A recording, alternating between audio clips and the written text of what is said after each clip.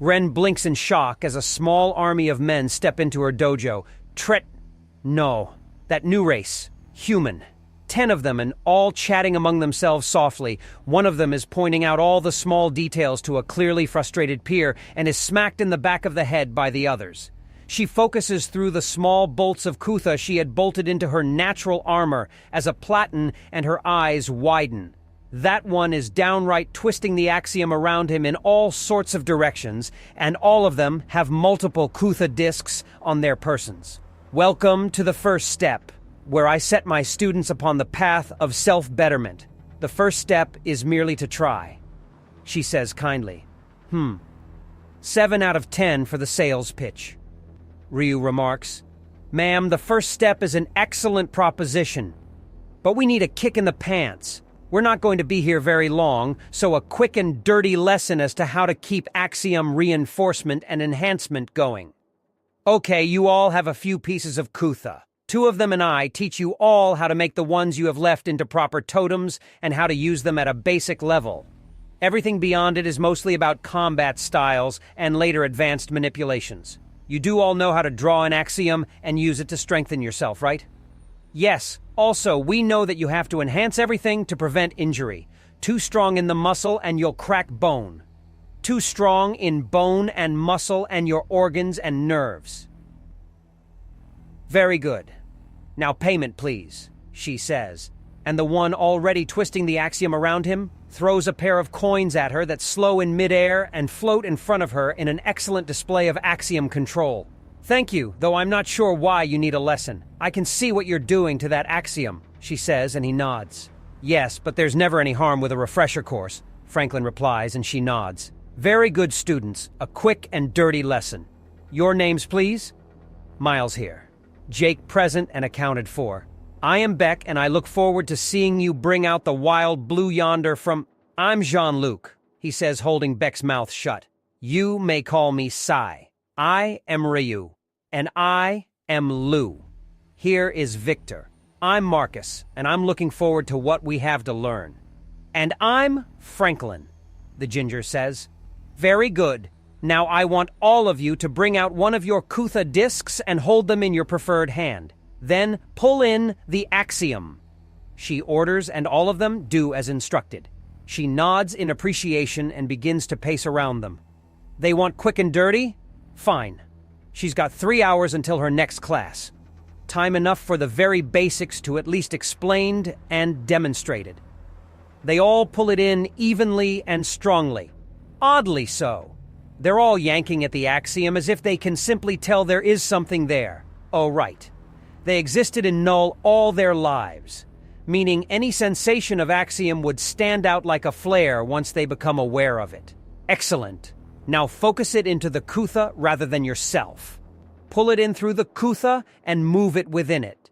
Don't worry about how the metal distorts or discolors. That's normal and controlling. It is much more advanced. She explains and leaves out the fact that a lot of axiom styles consider the shifts of pattern and color of totems like these to be a test of personality or even predict the future. The discs shift and morph in their hands, most of them taking on slight changes which would cause the refraction of light upon the metal to shift. Yet it's Franklin who seems to understand how it's distorting. It twists into a spiral moving upwards, shifting in his hand as if alive. Then it collapses into a cube that divides itself into further cubes that shift and rearrange themselves to rotate, even though as a whole, it is not. Yet, it is. "Oh God, here we go."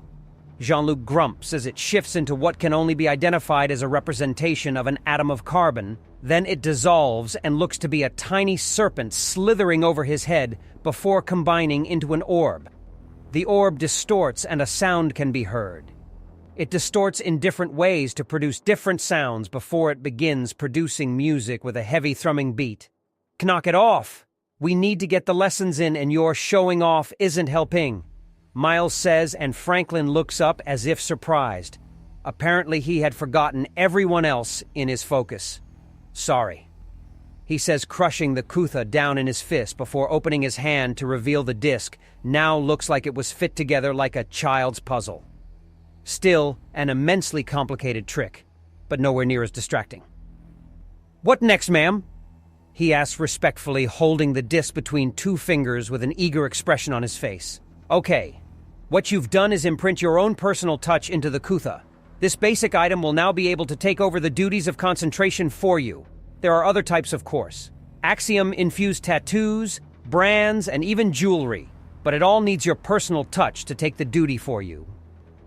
Which is the harder trick. So everyone get comfortable and get your Axiom focus ready. It's a matter of raw will to place your focus into a totem, and it never gets harder than the first time." "What about the other forms of totems?" Marcus asks, and she smiles. Glad to see that it's not going to be just one student dominating the class. They're harder to use, but once you know how, it's not so bad. There are advantages, of course. Jewelry is often worn at all times and can be harder to steal. A brand or tattoo blatantly cannot be taken away, which is as much as an advantage as it is a disadvantage. Mostly due to the reactions others have to knowing that you're effectively armed and dangerous. Considering there are entire races that are living weapons out of a nightmare, I dare say that they can suck it up, Miles remarks. "Oh? An acquaintance of ours ran afoul of political conspiracy in an arrangement system. He has many Zedden wives now. Young, desperate, and stupid Zedden wives that took his lack of refusal due to being knocked the hell out as an excuse to satisfy themselves on him. This was before he even woke up after being attacked and tranquilized by trespassing in the arrangement system." He explains, and Wren's jaw drops. "But that's not how it works. They legally detain, not kidnap, and they run interviews and ensure that it's a good match, and, like the big man said, there was political conspiracy afoot," the much larger Jake says, even as he regards his totem. "So is there a special trick, or do I just think really hard at putting things into the totem? Essentially, visualization helps. Then you get a feel for it. It becomes more and more reflexive the more used to it you get. Just pull in the axiom and empower yourself, then imagine it being tied to the totem rather than to your mind." "That's it?" Ryu asks. "Yes. Is something wrong?" "It has to be more complicated than that." "No, it's simple to explain but a pain to actually do. Much like any martial art, really. You can summarize it as hit the other person and avoid getting hit yourself. Easy to say, not easy to do. Now, as I said, everyone get comfortable. The first time takes a while," she says before sitting on the padded floor. "The first one to succeed is Ryu. He pushes and pushes until he opens his eyes in shock. She can see him shift the flow of energy until it's flowing through the modified disc and into him. He rolls his neck, and after slipping the coin into his pocket, he jumps up and shifts the momentum in the air so he spins before landing. "Hey, nice," Lou notes. "I'm next," he declares. "Dear goodness, that took me an hour." Ryu notes as he glances at the clock. "Time's 2/3, done people put some effort into it," Miles says, and there are snorts and muttered mockery all around him. "Oh, fine," Franklin remarks, and it slams into place. "I've been messing with this for weeks more or less constantly. I know how to do this." "And you didn't think to explain it?" Jake demands as Wren fights back a smile at the drama unfolding in front of her. She might be missing her favorite soap opera for this, but damn if the boys aren't fierce concentration. "Okay, one. I've tried and the ones who don't have their eyes glaze over blow me off. I've told you all that you need to take the axiomistic enhancement energy construct empowering you and place it within a physical receptacle so that it isn't torn apart when you're unable to consistently maintain it. Look handsome. I've dedicated my life to axiom use and my eyes started to glaze over and you just gave a basic description. Well, pardon the hell out of me if I have a hard time dumbing things down for these Morlocks." Franklin snarks and dodges a swipe from Beck. "Be silent and allow me to become the wild blue yonder," he jokes, and Franklin chuckles before seemingly vanishing before reappearing next to Wren. "How did you do that?" "I played mucky muck with probability until I was here. That dumb enough for everyone?" he explains before asking the entire group with a pissed-off look on his face. "Fuck you too, Franklin," Jean-Luc notes, and Franklin simply sits down with a grin to watch them get back to focusing. "Hey, do you recommend any books for making tattoos or brands that can be used as totems?" he asks, and she looks at him oddly. "Whisper so we don't bother them." Only if you tell me how you learned to make a proper totem by yourself. Simple. I wanted to make a sword covered in fire, so I practiced trying to put Axiom into Kutha as a first practice step. Then I noticed that it was keeping up the same flow as when I put things into it. Then I did it again. While focusing on enhancement, it worked. And why didn't you tell them that? That's what they blew off.